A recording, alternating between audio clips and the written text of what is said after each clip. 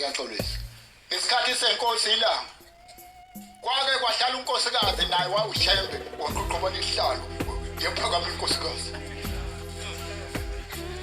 Awu, nomama ehlale kwahlala inkosi ilanga ngapha.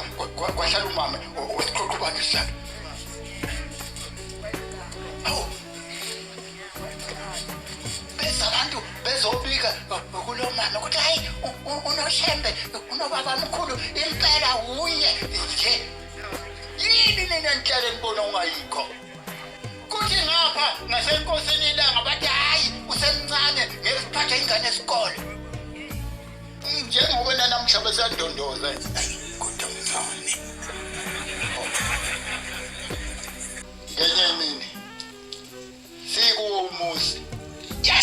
yashala lenkosikazi iqhoqhobela isihlalo inkosi ithule nje ibuke lenkosikazi ingenandaba na abanye bese ngapha enkosini bebaningi abese ngakulo mama izinto ezitshekile siyayithanda uyabona impela hawu ukhiphela ungale uyazi nje mina ungitshela impela hawu nakutshela yahlala lenkosikazi ihleli lapha esihlalweni bese abantu bezoyibika kuyo beba mancane bese ngasenkosini ilanga kwathi ngezinye insuku yathi inkosi ilanga kufika isikhathi leli demoni eliphakathi kwalo muzi ithi namhlanje liyaphela alihambe kulo muzi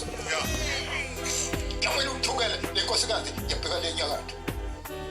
yaqoqobala futhi ihlalo le yahlala ekwazi ukufika insuku sahamba emhlabeni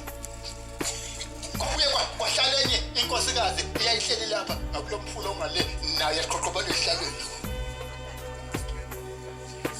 nibuya nini ngalo yini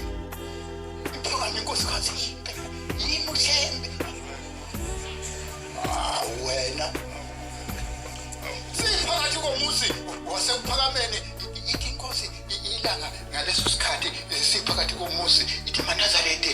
ithi kukhona ingozi ekhona ithi yayingcono inkokhelo yayikhona ngaphambili ithi kuzinkokhelo enkulu ithi le nkokhelo iphethwe indoda ithi uyosinda kuleyo nkokhelo uyodulwa ngesikhulu